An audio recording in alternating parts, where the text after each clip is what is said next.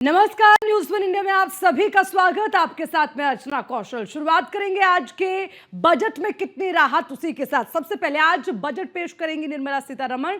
तो सुबह 11 बजे का समय होगा जब संसद पटल पर बजट रखा जाएगा। तो आज बजट पेश होना है और उसी के साथ इस बजट से कितनी राहत मिलने वाली है उसको लेकर सबकी उम्मीदें हैं। 11 बजे संसद पटल पर बजट रखा जाएगा। निर्मला सीतारमण वित्त मंत्री आज लगातार 8वां बजट पेश करेंगी। भारत के इस बजट पर सबकी निगाहें हैं। डिफेंस और इंफ्रा से जुड़े हुए शेयरों पर भी नजर रहेगी। इंफ्रास्ट्रक्चर पर जो है मोदी सरकार का जोर हो सकता है। महंगाई पर काबू पाने के लिए अहम घोषणा हो सकती है। हेल्थ सेंटर की तरफ भी सबकी उम्मीदें जुड़ी हुई हैं। तो बजट में टैक्स छूट का गिफ्ट भी आज मिल सकता है। तो मोदी 3.0 के बाद आने वाला ये दूसरा पूर्ण बजट होगा। यानी कि देखिए, अपने तीसरे कार्यकाल का पहला बजट आज पेश करने वाले हैं प्रधानमंत्री। साफ तौर पर उनके कार्यकाल में ये उनका तीसरा बजट होगा। और वहीं बात करें अब वित्त मंत्री निर्मला सीतारमण की, तो 8वीं दफा वो आज बजट पेश करेंगी। हालांकि बजट में टैक्स छूट का गिफ्ट मिल सकता है। देखिए, सबसे बड़ी चर्चा आज अगर है तो चर्चा है मध्य वर्ग को लेकर कि आज मध्य वर्ग को बड़ी राहत भारत सरकार की ओर से इस बजट में दी जा सकती है। भारत का बजट कितनी राहत देने वाला होगा, इसके लिए हमें इंतजार करना होगा जब संसद के पटल पर इस बजट की रूपरेखा को रखा जाएगा।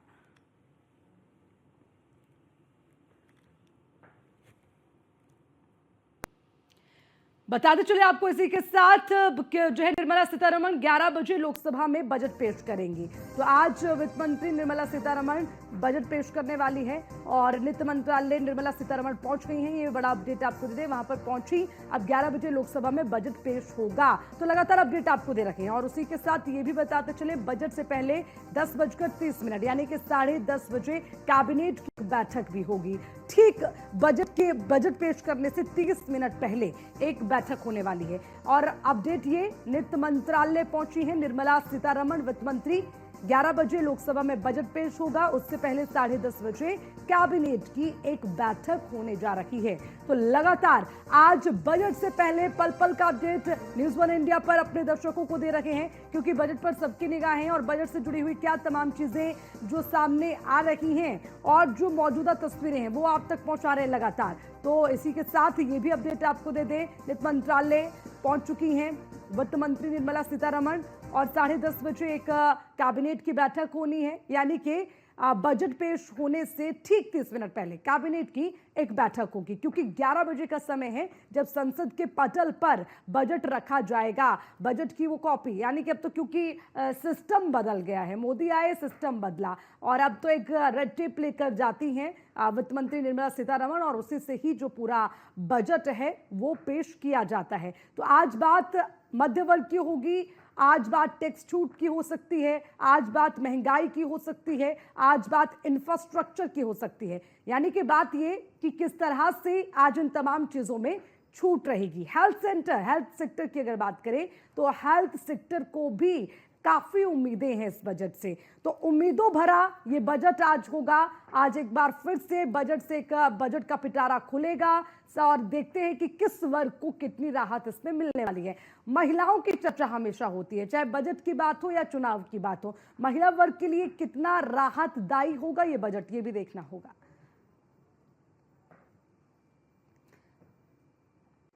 तो आज 11 बजे बजट पेश होना है, लेकिन देखिए उससे पहले न्यूज़ वन इंडिया ने लोगों से ये समझने की उम्मीद की है कि बजट से वो क्या उम्मीदें लगाए बैठे हैं। एक बार इस पर लोगों का क्या कहना है वो आपको दिखाते हैं। 2025-26 का बजट पेश करने जा रही है। ऐसे में मिडिल क्लास के लोगों की उम्मीदें टिकी हैं। वो लगातार सोच रहे हैं कि इस बजट पर उनको क्या मिलने वाला है। ऐसे में मिडिल क्लास की कुछ महिलाएं हमारे साथ जुड़ी हैं, इनसे बातचीत करते हैं और जानते हैं कि क्या वो सोच रहे हैं। अच्छा, आपसे जानना चाहेंगे किस तरह से बजट को आप देख रहे हैं। 1 फरवरी को बजट पेश होने वाला केंद्र सरकार की तरफ से, क्या बजट में होना चाहिए आपके हिसाब से? मोर इन्वेस्टमेंट, मोर जॉब और मोर ग्रोथ के ऊपर बेस होना चाहिए। मोर इंफ्रास्ट्रक्चर और जो एजुकेशन सेक्टर है उस पर जीएसटी हटाना चाहिए, क्योंकि एजुकेशन सेक्टर की वजह से कई बच्चे और कई लोग हम लोग स्टडी नहीं कर पाते हैं और उनको जीएसटी की वजह से बहुत मात खानी पड़ती है। तो जीएसटी का जो मेन पर्पस था वो डिफीट हो रहा है। अच्छा, आप बताइए अम्मा जी, आप क्या सोच रहे हैं कि इस बार टैक्स में क्या रियायत मिलने वाली है? देखिए, टैक्स में ऐसा है कि हम गवर्नमेंट जॉब में रहे हैं तो हमको टैक्स देना पड़ता है, और कहीं भी हम जाते हैं पेंशनर्स को वैसे भी, और हर वहाँ तो हम देते हैं जो हमारी सैलरी आती है कट के आती है, उसके बाद भी हर जगह जीएसटी लग रहा है, हर जगह हमें देना पड़ता है, तो हम लोग के लिए ये बहुत मुश्किल हो जाता है ना, मिडिल क्लास के लिए। नहीं, उम्मीद है कि बजट इस बार जो है मिडिल क्लास के फेवर में ही होगा। अच्छा, पूरी उम्मीद है आपको। अच्छा, और भी महिला मौजूद हैं, आप बताइए आपको क्या लग रहा है कि किस तरह का ये टैक्स इस बार रहना चाहिए जो बजट पेश होगा, और क्या रियायत मिलनी चाहिए? क्योंकि हम आमतौर पर देखा जाता है गरीब आदमी और जो अमीर आदमी दोनों को फ़ायदा होता है, लेकिन मिडिल क्लास हमेशा पिसता रह जाता है, उसकी उम्मीदें जो हैं वो बरकरार रह जाती हैं। इस बार क्या लगता है? भाई मुझे तो यही लगता है कि अगर जो हमारी इनकम आती है उसमें से 33% टैक्स कट जाता है। अगर हमारे 2 लाख रुपए भी कमाते हैं तो हम 70,000 रुपये तो टैक्स में दे देते हैं, उसके बाद जीएसटी में चला जाता है, बचा कुछ रोड टैक्स में, गाड़ी के पेट्रोल में, गाड़ी के ऊपर टैक्स लग जाता है। अब राशन बचा है, सरकार गरीबों को तो मुफ्त में देती है, हमें तो कुछ मुफ्त में देती नहीं। आप बताइए आप किस तरह से देख रहे हैं, क्योंकि रसोई का बजट भी देखना होता है महिलाओं को खास तौर पर, तो क्या चाहेंगे कि किस तरह से रसोई का जो बजट है वो बरकरार रहे, अच्छा रहे? नहीं, पहली बात तो मैं यही इसी पे बोलना चाहूँगी कि being a gazetted officer wife, हमारे यहाँ भी सैलरी आती है, एक अमाउंट की सैलरी आती है, लेकिन मैक्सिमम उसमें से तो टैक्स कट जाता है, फिर अलग से भी हम टैक्स देते रहते हैं, तो रसोई पे तो बजट के पे तो फ़र्क पड़ता है। पूरा पड़ता है। उम्मीद है इस बार? पड़ता है, उम्मीद है, उम्मीद पे दुनिया कायम है। मुझे सरकार से उम्मीद है कि पहले से बेहतर ही बजट आएगा इस बार, जिससे हमारी किचन में जो भी हमारी ज़रूरतें होती हैं उनको हम अच्छे से निभा पाएँ। मेन मुद्दा हम पेंशनर्स हैं, पेंशनर्स के ऊपर कहेंगे कि हमने पूरी उम्र दिया, एटलीस्ट हमें पेंशन पर जरूर रिबेट मिलनी चाहिए। पेंशनर्स पे बिल्कुल मिलना चाहिए। उम्मीद है। उम्मीद तो पेंशनर का बहुत टाइम से मुद्दा चल रहा है, लेकिन आज तक तो कुछ नहीं हुआ। उम्मीद तो करेंगे ही करेंगे। अच्छा, उम्मीद है कायम करें कायम है उम्मीद तो बिल्कुल देखिए, ये तमाम महिला हमारे साथ मौजूद थी जिनको उम्मीद है कि अलग अलग मुद्दों पर, अलग अलग बातों पर जो टैक्स लग रहा है वो इस बार कम होगा, और ये उम्मीद पर दुनिया कायम है। गाजियाबाद से मैं जितेंद्र गौतम, न्यूज़ 1 इंडिया।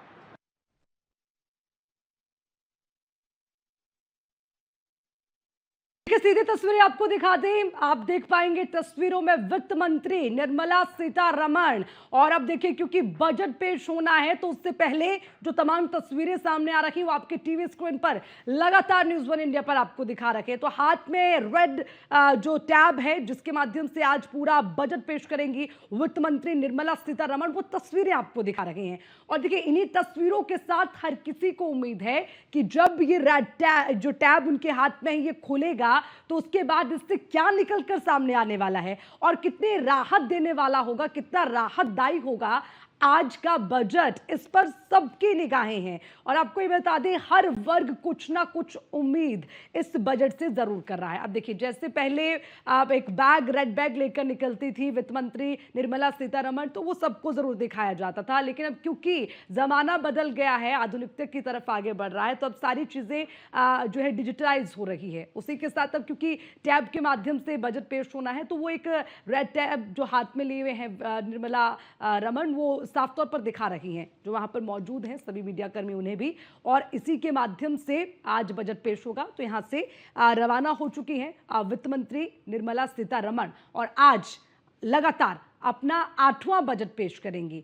हालांकि उससे पहले एक बैठक होनी है, उस बैठक में क्या रहेगा यह भी देखना होगा, क्योंकि बजट पेश करने से ठीक 30 मिनट पहले वो बैठक होने वाली है, तो उस पर भी लगातार हमारी नजर। और उसी के साथ ये ताज़ा तस्वीरें लगातार अपने दर्शकों तक हम पहुंचा रखे हैं, क्योंकि आज बजट से जितनी उम्मीदें लोगों को हैं, और उन्हीं उम्मीदों के साथ न्यूज़ 1 इंडिया लगातार इससे जुड़ी हुई हर एक तस्वीर अपने दर्शकों तक पहुंचा रहा है, क्योंकि आज क्या बजट में खास रहने वाला है ये सवाल सबके जहन में है। और मुझे लगता है कि हर कोई जब सुबह उठकर टीवी ऑन कर रहा है तो सबसे पहले इसी उम्मीद के साथ टीवी ऑन कर रहा है कि क्या हलचल आज है, और फिर शुरुआत जब होगी, बजट पेश होगा तो क्या निकल कर आएगा, और उससे पहले कयास क्या लगाए जा सकते हैं, कौन कौन सी चीजें हैं जो लगातार चर्चा में है। फिर चाहे वो टैक्स छूट की बात हो, हेल्थ सेक्टर की हम बात करें, इंफ्रास्ट्रक्चर की बात हो, पेंशनर्स हैं वो अपने लिए कई उम्मीदें लगाए बैठे हैं,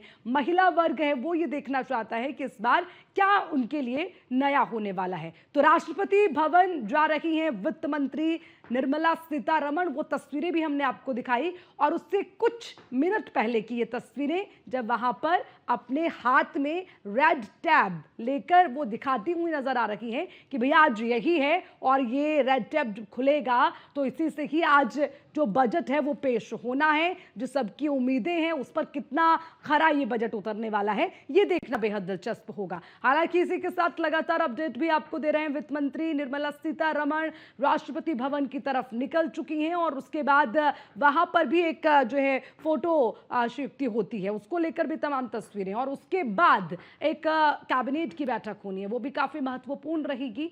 उसके बाद 11 बजे का समय होगा जब संसद के पटल पर बजट रखा जाएगा, तो उसको लेकर भी लगातार तमाम तस्वीरें आपको दिखाएंगे। तो आज का बजट काफी खास है और भारत का ये बजट कितनी राहत देने वाला होगा, ये एक सवाल हर किसी के जहन में है।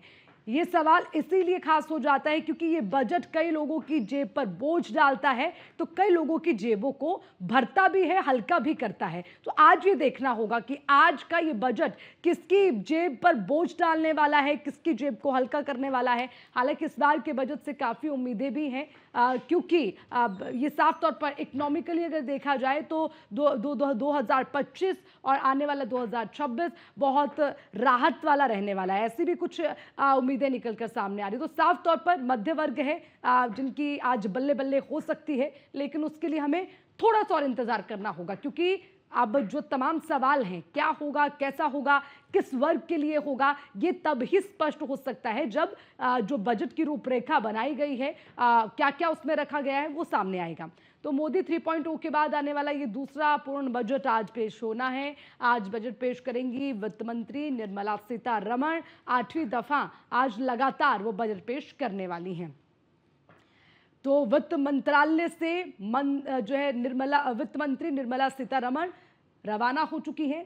राष्ट्रपति भवन जा रही हैं वित्त मंत्री निर्मला सीतारमण। तो ये लगातार आपको अपडेट दे रहा है क्योंकि एक कॉपी राष्ट्रपति को भी सौंपी जाती है। तो राष्ट्रपति को एक कॉपी सौंपेंगी बजट पर, ये कॉपी होती है जो सबसे पहले, क्योंकि देखिए प्रोटोकॉल भी एक होता है और उस प्रोटोकॉल को फॉलो करना ज़रूरी होता है। उसी प्रोटोकॉल के आधार पर जो बजट है वो भी पेश होता है। तो आज सबसे पहले वित्त मंत्री निर्मला सीतारमण सबके सामने आई हैं, मीडिया के माध्यम से वो तमाम तस्वीरें उन्होंने दिखाई हैं कि आज इसी को लेकर मैं जा रही हूँ और इसी टैब के माध्यम से अपना तैयार किया हुआ बजट संसद के पटल पर रखूंगी, और वहाँ से सीधा रवाना हुई हैं। और अब बजट पर राष्ट्रपति की जब मंजूरी होंगी तो उनकी मंजूरी के बाद आज बजट पेश किया जाएगा और उसी के लिए एक कॉपी राष्ट्रपति को भी सौंपी जाती है क्योंकि महामहिम राष्ट्रपति के मंजूरी के बाद फिर ये बजट संसद के पटल पर रखा जाता है। तो आज का दिन काफ़ी खास होगा क्योंकि आज बजट है। और देखिए जब हम बजट की बात करते हैं तो उस बजट में तमाम छोटी छोटी चीज़ों से लेकर बड़ी बड़ी चीज़ें आ जाती हैं हर वर्ग के लिए। तो कहीं ना कहीं उम्मीद ये रहती है कि हर वर्ग को इस बजट से कुछ ना कुछ राहत ज़रूर मिले, यानी कि कुछ ना कुछ तो ऐसा हो जो एक गिफ्ट के तौर पर आज 2025 क्योंकि अब शुरू हो गया है और 2025 की शुरुआत में शायद बजट से सरकार उन्हें एक बड़ा तोहफा दे सके।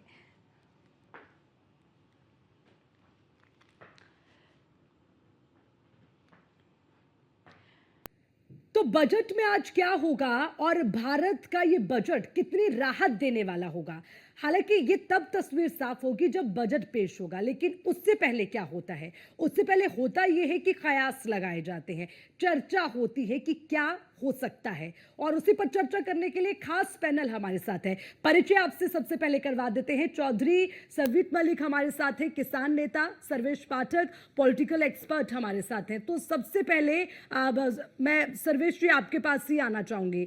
देखिए आज बजट है तो हर किसी के चेहरे पर एक बड़ी मुस्कान होती है कि भैया बजट आएगा, कुछ राहत लेकर आएगा। तो इस बार के बजट से क्या उम्मीदें हैं, आपको क्या लगता है? क्योंकि पिछले कल हमने प्रधानमंत्री का भी भाषण सुना, राष्ट्रपति को भी हमने सुना है, तो उनकी बातों से ऐसा लगता है कि कोई हिंट उन्होंने दिया है कि भाई 2025 में कुछ बड़ा गिफ्ट आपको हम देने वाले हैं बजट के थ्रू। आपको लगता है ऐसा? अर्चना, सबसे पहले आपको नमस्कार। जी, वंदे नमस्कार। मातरम, भारत माता की जय। देखिए अर्चना, सबसे पहली बात है कि ये जो बजट पेश करने वाला है, आपने देखा होगा कि प्रधानमंत्री जी जो पार्लियामेंट के सामने से मीडिया को संबोधित करते हैं, उसमें उन्होंने माता लक्ष्मी की वंदना की। और आज का टाइम्स ऑफ इंडिया का आप हेडलाइन देखेंगे तो उन्होंने लिखा है, प्रधानमंत्री, I pray to Lakshmi to bless poor middle class. और यस। जैसा कि आपने बोला, राष्ट्रपति जी भी अपने भाषणों में कुछ वो, तो यहाँ जो जो गरीब तबके के लिए सरकार की सारी योजनाएं हैं, सब कुछ है, राशन मिलता है उनको, घर के लिए पैसे मिलते हैं, बाकी की तमाम सुविधाएं हैं। लेकिन जो तबका मिडिल क्लास है, जो सरकारी एम्प्लॉय भी है, जो प्राइवेट एम्प्लॉय भी है, उस मिडिल क्लास में छोटे उद्यमी अपना उद्यम करके कमाते खाते हैं, उनके लिए टैक्स राहत अभी भी था कि 7.5 लाख की आपकी इनकम तक कोई टैक्स नहीं लगेगा, लेकिन उसमें और कुछ सरकार की तरफ से देने का। तो इस बार कहीं ना कहीं ये इंडिकेशन जा रहा है कि उस मिडिल क्लास के तबके के लिए कुछ ना कुछ किया जाएगा। दूसरी सबसे बड़ी बात है जी। कि जो 2047 का सरकार ने लक्ष्य रखा हुआ है कि भारत को एक विकसित राष्ट्र बनाने का, तो देखिए जितने भी इंडस्ट्री एक्सपर्ट्स हो, इंडस्ट्रियलिस्ट हो, सब सरकार के पिछले जितने भी बजट आए उनकी सराहना किया है, क्योंकि सरकार देश को उस पथ पे, उस डेवलपमेंट पथ पे ले जाने के लिए अग्रणी है और उसी से रिलेटेड बजट को पेश करती है। हाँ, रही बात की भैया आम आदमी के लिए आप क्या करते हो, बार बार सरकार पे ये प्रश्न चिन्ह लगता है कि आप रिच जो है, इंडस्ट्रियलिस्ट है, उनको भी टैक्स माफी दे देते हो। आप जो एकदम जो लोअर क्लास तबका, जो बिलो पॉवर्टी लाइन है, आप उसको भी इतनी सब्सिडी सुविधाएं दे रहे हो कि ठीक है, उनकी भी जिंदगी कहीं ना कहीं ठीक ठाक से चल जा रही है। जो मिडिल हाँ क्लास है बिल्कुल, वो देखिए केवल सर्वेश, ये हमेशा से होता है, इस पर हमेशा से चर्चा होती है कि जो मध्य वर्ग है वो कहीं ना कहीं पिसता है। मध्य वर्ग को हर बार ये निराशा होती है कि अरे हमारे हाथ तो कुछ नहीं लगा, या अगर बोझ पड़ता है तो मध्य वर्ग की जेब पर पड़ता है। शायद इसीलिए भी लगातार इस पर चर्चा हो रही है आज की, मध्य वर्ग के लिए क्या होगा, ये उचित है?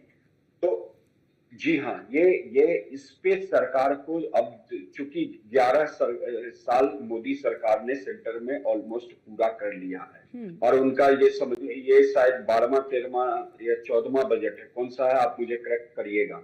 2 बजट वो जो चुनाव से पहले पेश किए जाते हैं, उसकी गिनती तो एक नॉर्मल वे में होती है। फुल फ्लेज बजट मोदी 3.0 का कहिएगा तो ये बजट है। यहाँ पे सरकार को मिडिल तबके को ध्यान में रखना पड़ेगा, क्योंकि आपने देखा होगा कि जब 7 लाख तक की इनकम तक कोई टैक्स नहीं लगता, उसमें सरकार फिर एक नया संभावना लेके आई कि पहले 80C में जो आप 1.5 लाख तक का इन्वेस्टमेंट करते थे उसकी सुविधा मिले। तो ये यहाँ पे उस मिडिल क्लास को कुछ ना कुछ इस बजट से हर बार उम्मीदें होती है, लेकिन कभी नाकामी मिलती है तो कभी आशा के अनुरूप होता है। और आप देखिए जितने भी सेंट्रल गवर्नमेंट एम्प्लॉइज हैं, उनको 8वां वेतन आयोग का गठन हो चुका है। सेंट्रल गवर्नमेंट हो, फिर उसी के बिल्कुल, अकॉर्डिंग ये भी एक बड़ी लिस्ट है, इस पर भी सर्वेश जी मैं आपसे बात करूंगी, लेकिन क्योंकि देखिए अब जब मध्य वर्ग की हम बात करते किसान हैं, सम्मान निधि है अर्चना, उसी पर मैं जाने वाली हूँ। जो 6,000 मिल रहा था, हाँ। उसको अनुमान है कि उसको बढ़ाया जाएगा। अब और क्योंकि किसानों का को जिक्र आपने किया, हमारे साथ यहाँ पर चौधरी सवित मलिक जी हैं, मैं सीधा उनसे पूछ लेती हूँ। सवित मलिक जी, इस बार के बजट से राहत की उम्मीद है और क्या उम्मीदें हैं कि क्या आपको इस बजट से मिल सकता है इस बार? अर्चना जी, उम्मीदों पर दुनिया कायम है। हमको भी लगता है कि देर आए दुरुस्त आए, कुछ ना कुछ किसान हित में सरकार को सोचना चाहिए। लगातार किसान आंदोलन करते आए हैं इस सरकार के लिए, और करते भी इसलिए आए हैं कि जो इन्होंने अपने वादे किए थे उनको पूरा नहीं किया।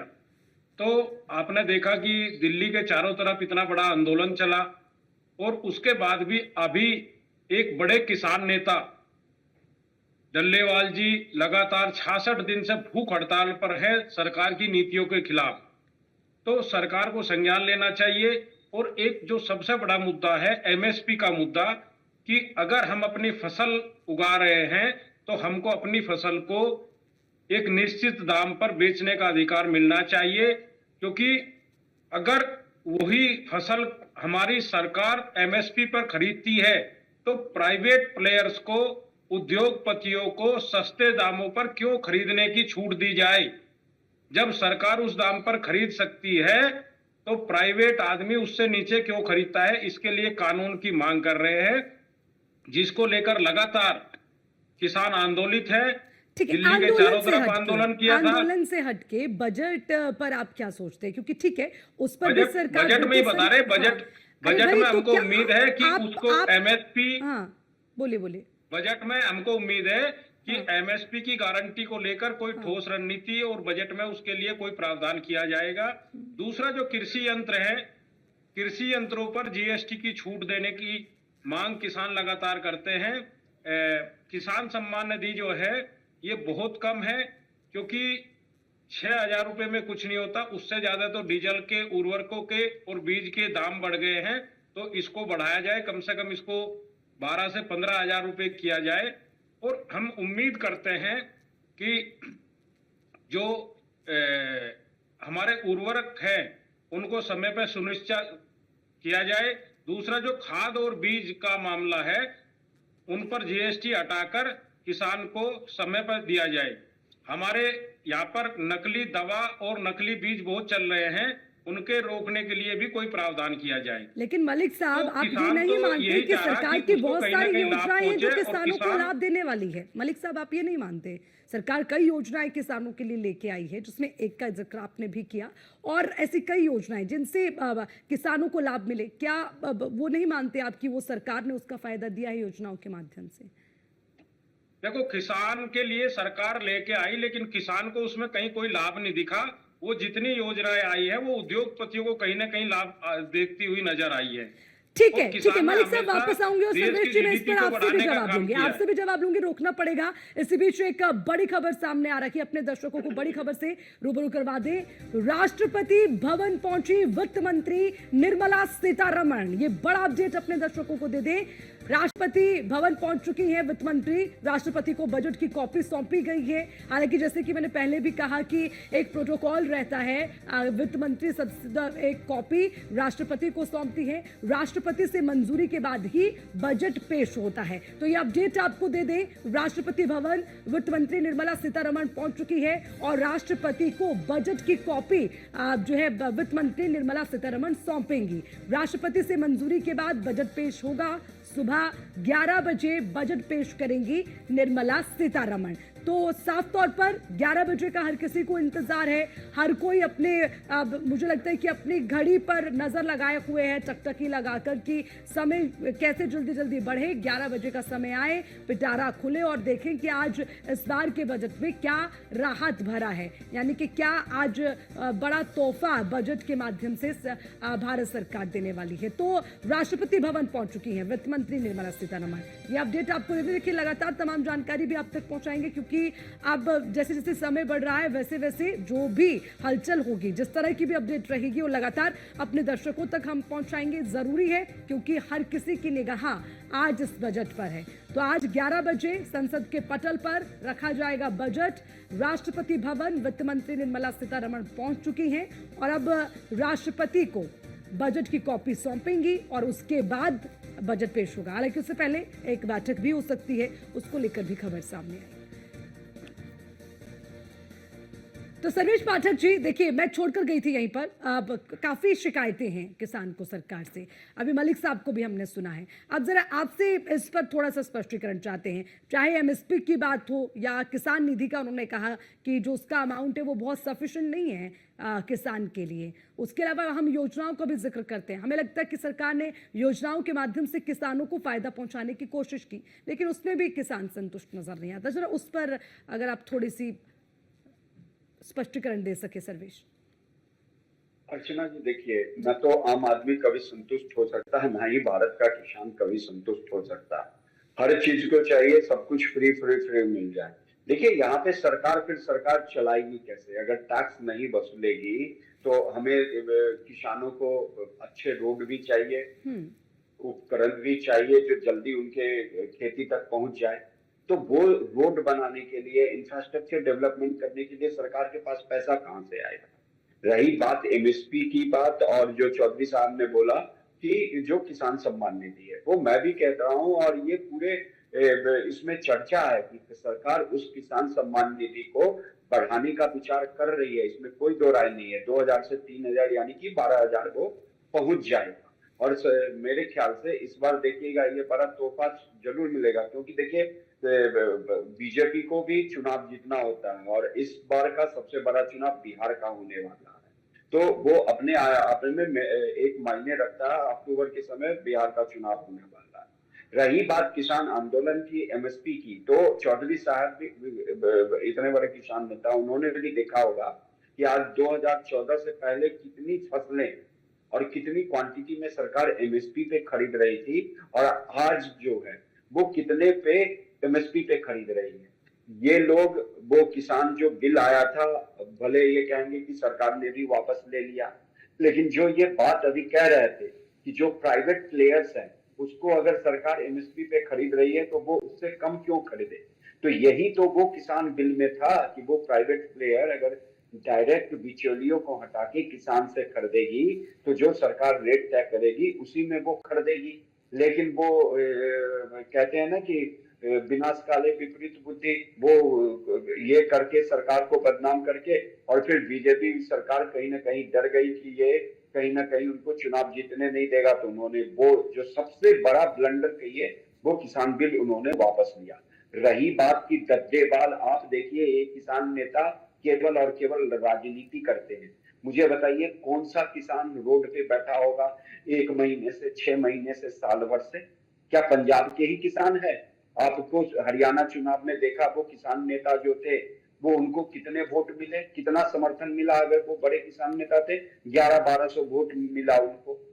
एक बार ये आपने, ये शायद यूपी से आते हैं हमारे चौधरी साहब, ये यहाँ के जो किसान नेता है, क्या नाम है, टिकैत जी, उनको देखो, वो जब इतने बड़े हंगामा करते हैं, लेकिन जब जनता का समर्थन लेने जाते हैं तो उनके अपने गांव में जनता का समर्थन नहीं मिलता। तो देखिए सरकारें आएंगी जाएंगी, लेकिन देश रहना चाहिए, हमारे किसान जो हैं वो भी रहने चाहिए। तो एक बीच का रास्ता अपनाना चाहिए, क्योंकि अगर हर चीज को एमएसपी आधारित कर दिया जाएगा, अब वो जानते हैं कि वो टिकैत का क्या बयान था कि जितना सोने का भाव हो गया है उतना हमारे गेहूं का भाव मिलना चाहिए। अब अंदाजा लगाइए कि अगर गेहूं का भाव उतना हो जाएगा तो जो आम आदमी रोटी, या कहिए कि ये सरकार ने रोटी नमक खाने पे विवश कर दिया है गरीब आदमी को, तो उसके प्लेट में रोटी भी आ पाएगी अगर सोने के भाव से गेहूं बिकेगा तो। हाँ, अगर फसल जो कोहरे से, चाहे फिर जो वज्रपात होता है या अनएक्सपेक्टेड रेन हो जाती है, फसल जो नष्ट होते हैं, वहां पे जितना किसानों का लागत लगा या उनको जितने आमदनी की थी, उस फसल बीमा योजना हर किसान अपनाए, और सरकार जब वहां पे मुआवजा ना दे तब सरकार को हम जवाब घेर दीजिए सकते हैं। चौधरी साहब, जवाब सरकार भी अपने तरीके से पूरे प्रयास करती है, और हम जानते हैं कि जो हमारे यहाँ कृषि है वो ये क्या कहते हैं, कुदरती, मतलब 70% जो हमारी कृषि है वो कुदरती बारिश पे निर्भर करती है, और जो मौसम की मार झेलनी पड़ती है, चाहे वो फलों की खेती को हो, चाहे वो अनाज की खेती को हो, तो वहां पे सरकार का जो योजना का लाभ है, फसल बीमा योजना, हाँ, उसमें भी चौधरी साहब को कुछ परेशानी होगी, लेकिन कहीं ना कहीं सरकार तो रिलीफ देती है। रही बात यूरिया की, पोटास की, अभी गेहूं का फसल का सीजन है, अभी इसकी उपलब्धता ये सरकार के जिम्मे आता है, और अगर कहीं इसकी वो होती है, मान लीजिए कमी होती है, तो ये सरकार का दायित्व होता है, और सरकार की कमियां हैं, इसमें कोई दो राय नहीं। लेकिन अगर आप बात करेंगे कि तो सरकार उस पर कितना कम सब्सिडी देके कितने कम में बेच रही है किसानों को, यह भी चीजें देख। चौधरी साहब जवाब दीजिए। ऐसा है, एक्सपर्ट जी ने बहुत सारे मुद्दे उठाए, लेकिन मैं कहूंगा कि ऐसा नहीं है, आप लोग जो है गलत चीजों को धारणा करते हैं। आपने कृषि बिल की जो बात की, उसमें बहुत सारे पॉइंट ऐसे थे जो किसान हित में नहीं थे। आपको हो सकता है उनकी जानकारी हो या ना हो, उसमें स्पष्ट लिखा हुआ था कि एक तो उसमें कोर्ट जाने का अधिकार किसान से छीन लिया था, दूसरा भू राजस्व के द्वारा वसूली किसान की जो जमीन छीनने का अधिकार था उसके अंदर था। अगर आप इसी मुद्दे में बहुत सारे लोगों से बात हुई, वो जवाब नहीं दे पाए टाइम पे। उसमें आप देखना अध्याय 3 भाग 2 में लिखा हुआ था कि किसान से जो वसूली होगी भू राजस्व के द्वारा होगी। भू राजस्व वसूली का मतलब होता है जमीन कुर्क कर लेना।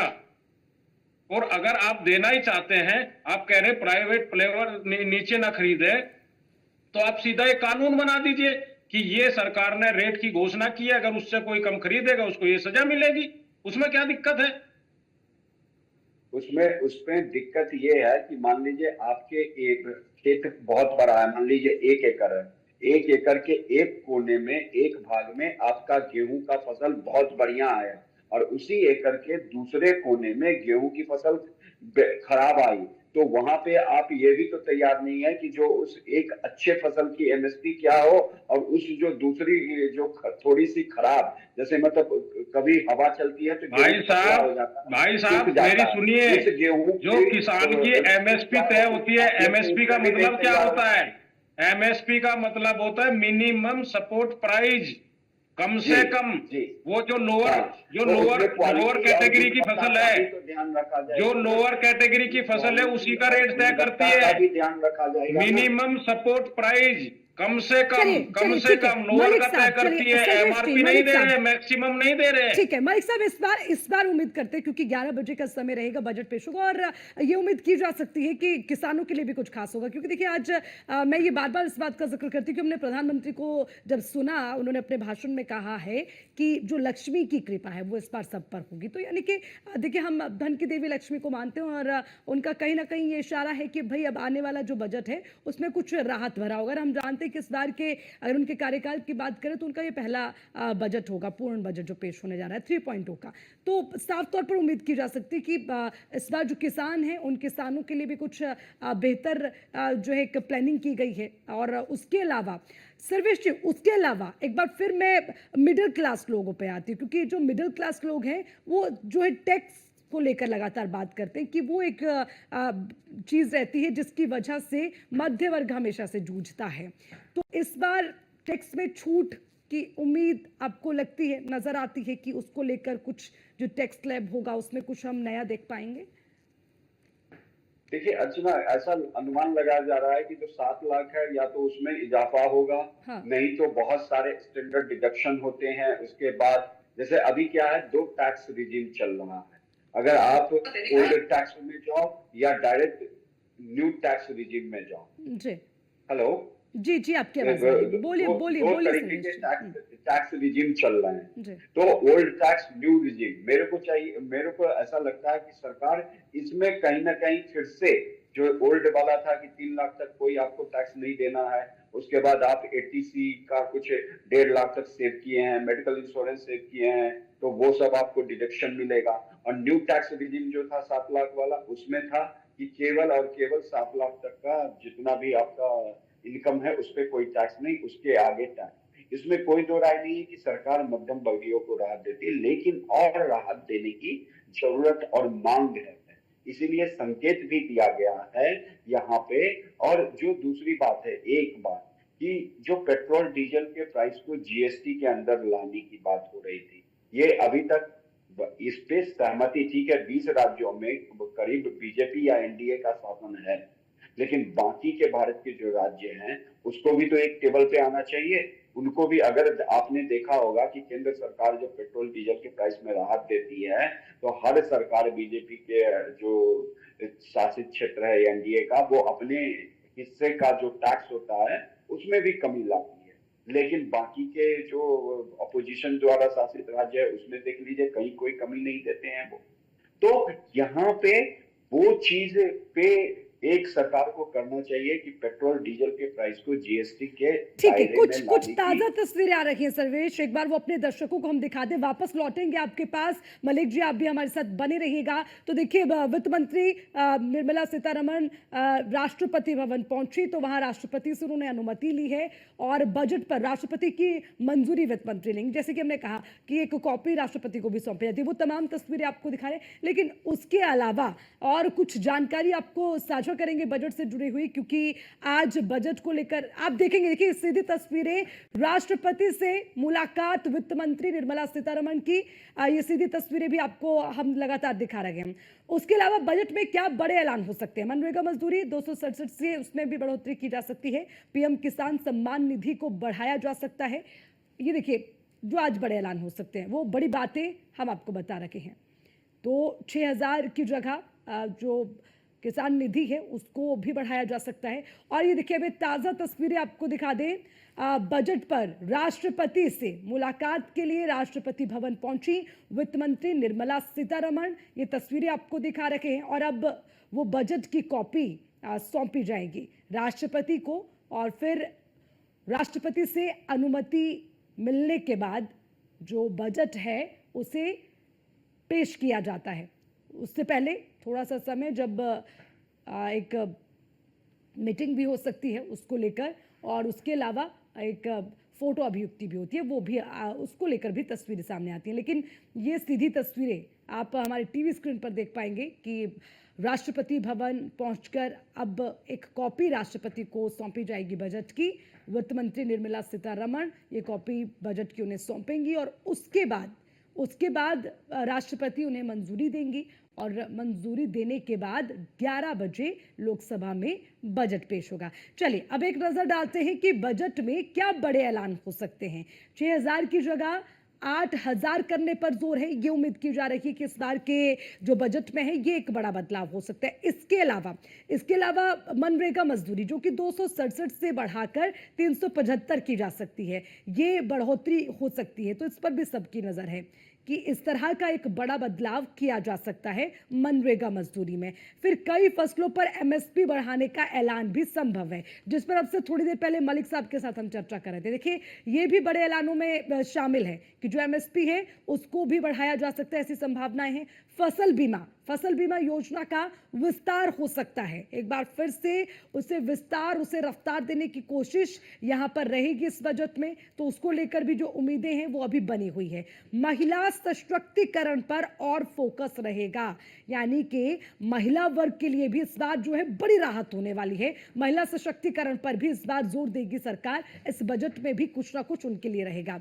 महिला सम्मान बचत योजना का विस्तार भी संभव है। महिला सम्मान बचत योजना का जो विस्तार है वो होगा, यानी कि इससे भी एक बेनिफिट महिला को देने की जो कोशिश यहाँ है वो की जाएगी। लाडली बहना योजना का राष्ट्रीय विस्तार हो सकता है। देखिए क्योंकि इस योजना से काफी लाभ पहुंचा है, जिन भी राज्यों में योजना शुरू हुई, तो इसको राष्ट्रीय स्तर पर इसको फिर से विस्तार देने की कोशिश मानी जा सकती है।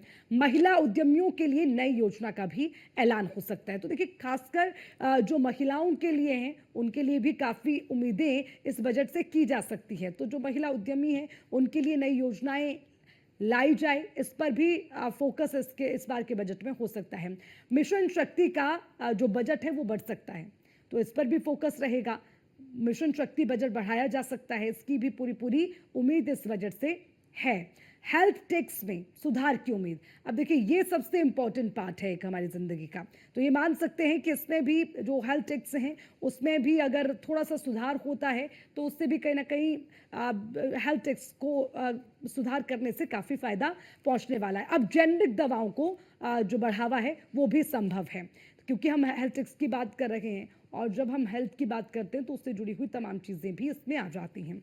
तो ये तमाम चीज़ें आपके सामने हमने रखी हैं, जिससे उम्मीद ये है कि ये लगभग संभावनाएं हैं कि इस पर ऐलान हो सकता है और इस तरह से कुछ बड़े बदलाव इसमें हो सकते हैं। चलिए हमारे साथ लगातार हमारे कुछ मेहमान जुड़े हुए हैं, फिर से मैं उनका रुख करूंगी।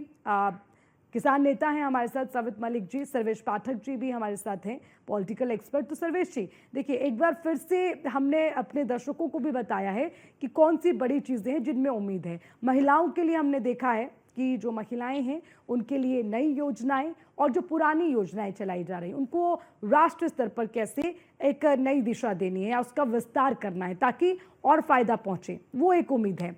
अच्छा, महंगाई जो विपक्ष के लिए सबसे बड़ा मुद्दा रहा है, तो इस बार महंगाई पर चोट कर सकती है बजट, ये भी उम्मीद है। आपको लगता है, क्योंकि महंगाई हमेशा से विपक्ष का मुद्दा रहा है। देखिए, महंगाई जो है विपक्ष का मुद्दा रहे न रहे, महंगाई पे हर आदमी आम जनमानस का मुद्दा है। मेरा भी मुद्दा है, आपका भी मुद्दा है, क्योंकि आप अपने जॉब के बाद आपको अपना घर भी चलाना है और मुझे भी देखना है। ठीक है सर्वेश जी, माफी के साथ आपको रोकना चाहूंगी, वापस आऊंगी आपके पास। इसी बीच एक बड़ी खबर सामने आ रही है, बड़ी खबर से अपने दर्शकों को रूबरू करवा दें। इस वक्त की बजट ब्रेकिंग, वित्त मंत्री ने राष्ट्रपति से मंजूरी ले ली है। देखिए बड़ा अपडेट अपने दर्शकों को दे दें, वित्त मंत्री को मंजूरी मिली है राष्ट्रपति से। राष्ट्रपति को बजट की कॉपी सौंपी गई और उसी कॉपी के सौंपने के बाद अब राष्ट्रपति ने बजट को मंजूरी दे दी है। राष्ट्रपति ने बजट पेश करने की मंजूरी दी है। तो अब साफ तौर पर एक, मैंने जैसे कि पहले भी कहा कि एक प्रोटोकॉल रहता है कि राष्ट्रपति को भी बजट की कॉपी सौंपी जाती है, जिस पर राष्ट्रपति मंजूरी देती है और उसके बाद ही जो बजट है उसको आगे पेश किया जाता है। तो राष्ट्रपति भवन पहुंची वित्त मंत्री निर्मला सीतारमण ने राष्ट्रपति को बजट की कॉपी सौंपी है और राष्ट्रपति ने बजट पेश करने की मंजूरी दे दी है। यानी कि अब 11 बजे बजट पेश करेंगी वित्त मंत्री निर्मला सीतारमण। तो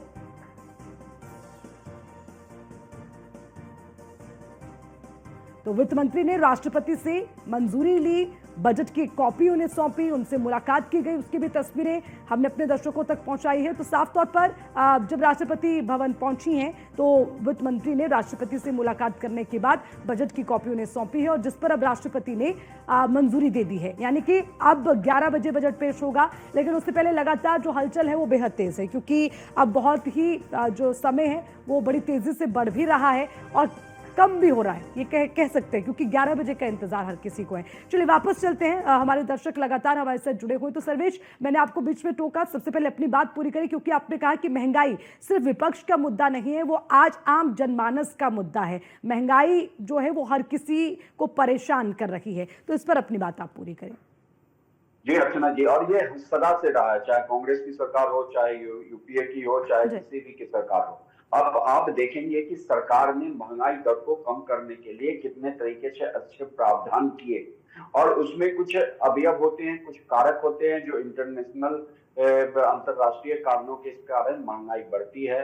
फिर भी पूरे विश्व में मंदी का दौर था, अगर आप देखेंगे 23-24 में, और फिर भी हमारे यहाँ महंगाई को काबू करने के लिए भारतीय रिजर्व बैंक और केंद्र सरकार ने भरसक प्रयास किया। दूसरी बात, हम यहाँ पे हेल्थ सेक्टर की बात कर रहे थे। देखिए इस बजट में आम जनमानस, खास के मुझे भी उम्मीद है कि सरकार जो हेल्थ इंश्योरेंस होता है उस पे जीएसटी जो होता है, जो 18% के आसपास है, उसमें कमी की जाएगी। और ये डिमांड बहुत समय से आ रहा है और बड़े बड़े लोगों ने इसके लिए सरकार से और मोदी सरकार से गुहार की, क्योंकि हेल्थ इंश्योरेंस हो या लाइफ इंश्योरेंस हो, इसके प्रीमियम में जो आप देखेंगे तो जो जीएसटी है उसका अंश जो है ज्यादा प्रतिशत है। इसको अगर सरकार 5% के आसपास से लेके आए, जैसा कि इंडस्ट्री एक्सपर्ट भी सलाह दिए थे वित्त मंत्री को और सरकार को, तो इससे क्या होगा कि बहुत सारे लोग उस हेल्थ इंश्योरेंस की सुविधा से जुड़ पाएंगे। तो यहाँ पे कहीं ना कहीं उम्मीद, जो कहा गया कि गरीब के लिए, मिडिल क्लास के लिए, तो कहीं ना कहीं उसमें जो हेल्थ इंश्योरेंस के जीएसटी एलोकेशन में 3 सुझाव उस समय दिए थे, या तो बिल्कुल हटा दिया जाए या फिर उसमें वही दर में कमी किया जाए। तो मुझे लगता है कि उसमें कहीं ना कहीं सरकार उसमें कुछ राहत देगी। बिल्कुल, ये उम्मीदें सबको है सर्वेश जी, बिल्कुल सबको ही उम्मीद है। मैं वापस आऊंगी आपके पास। हमारे साथ एक और मेहमान हमारी इस चर्चा में शामिल हो गए हैं, अर्थशास्त्री वैभव डिंग जी हमारे साथ है। वैभव जी, स्वागत है आपका न्यूज़ वन इंडिया में। और आज 2025 के बजट पर हम चर्चा कर रहे हैं, क्योंकि थोड़ा समय बाकी है और उससे पहले उम्मीदें हैं कि क्या हो सकता है। तो जरा आपसे इस तस्वीर को और अच्छे से समझेंगे, क्योंकि इंफ्रास्ट्रक्चर की बात हो या फिर हम टैक्स की बात करें कि टैक्स स्लैब में कुछ अलग आज नजर आ सकता है, फिर हम महंगाई की भी बात करते हैं, योजनाओं की बात करते हैं, इन्वेस्टर्स की बात करते हैं, तमाम मुद्दे हैं। तो जरा इस पर विस्तार से एक जो तस्वीर है वो आप हमारे दर्शकों को साफ करिए कि क्या हो सकता है और कैसे ये बदलाव होंगे। आज 11 बजे देश की वित्त मंत्री बजट पेश करने वाली है और बजट से सबकी अपनी अपनी अपेक्षाएं हैं। पूरा देश बजट की तरफ एक उम्मीद के साथ देख रहा है और जैसे मेरे बाकी को पैनलिस्ट ने कहा, सबकी अपनी, किसानों की, आम आदमी की अलग अलग प्रकार की अपेक्षा है। लेकिन बजट प्रक्रिया से अगर आप मुझे पूछेंगे कि तो वित्त मंत्री के सामने जो सबसे बड़ी उद्देश्य होता है, ऑब्जेक्टिव होता है, जी। वो देश की अर्थव्यवस्था की ग्रोथ रेट को मेंटेन करना होता है, रादर उसको बढ़ाना होता है। क्योंकि हम ये जितनी बातें कर रहे हैं, चाहे हमें महंगाई कम करना हो, चाहे हमें इंफ्रास्ट्रक्चर में इन्वेस्टमेंट बढ़ाना हो, चाहे हमें हेल्थ सेक्टर में फैसिलिटीज बढ़ाना हो, चाहे हमें शिक्षा क्षेत्र में सारी फैसिलिटी बढ़ाना हो, चाहे हमें डिफेंस के नाते, हमारी सुरक्षा के नाते अपनी प्रिपेयर्डनेस बढ़ाना हो, चाहे हमें किसानों को ज्यादा एमएसपी देनी है, किसानों को और प्रकार की सुविधा देनी है, ऐसी जितनी बातें हमें करनी है वो उसी में से आएगी। जब तक सरकार के पास उतना रेवेन्यू आएगा और वो मेंटेन होगा ग्रोथ, तभी सरकार के पास उपलब्ध पर्याप्त मात्रा में धन उपलब्ध होगा इन सब कामों में खर्च करने के लिए। तो मुझे लगता है कि ग्रोथ मेंटेन करना ये सबसे बड़ा चैलेंज है सरकार के सामने। और जो कई दिनों से कई अर्थशास्त्री और एक्सपर्ट बोल रहे हैं, ये बिल्कुल सच्चाई है कि ग्रोथ मेंटेन करने में एक सबसे बड़ा फैक्टर होता है कि इस देश के आम आदमी के हाथ में खर्च करने के लिए पैसा अगर ज्यादा बचता है तो वो खर्च करेगा, और खर्च करेगा तो पूरी अर्थव्यवस्था को उसके कारण एक गति मिलती है, सरकार को भी एक जो नोशनल एडिशनल रेवेन्यू मिलता है वो भी मिलना शुरू होता है। तो इसलिए सबकी जो अपेक्षा है वो मुझे लगता है कल प्रधानमंत्री जी ने एक सेंस में उसकी तरफ हिंट किया, तो मुझे लगता है कि वित्त मंत्री निश्चित रूप से जो डायरेक्ट टैक्स होता है, इनकम टैक्स जिसको हम कहते हैं, उसमें किसी ना किसी प्रकार की सुविधा उन्होंने देनी चाहिए, मेरी ऐसी अपेक्षा है। और उसका लाभ केवल लोगों को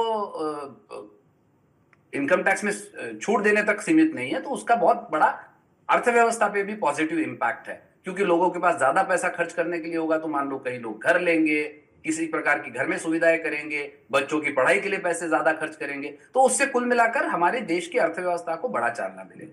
दूसरी एक बात जो सर्वेश पाठक जी ने कही, मैं सहमत हूं उस बात से कि हेल्थ और बाकी जीएसटी पे, पर जो बजट की प्रक्रिया है और जो जीएसटी की प्रक्रिया है, मुझे नहीं लगता बजट में वित्त मंत्री को परमिशन है जीएसटी पे कुछ कॉमेंट करने की।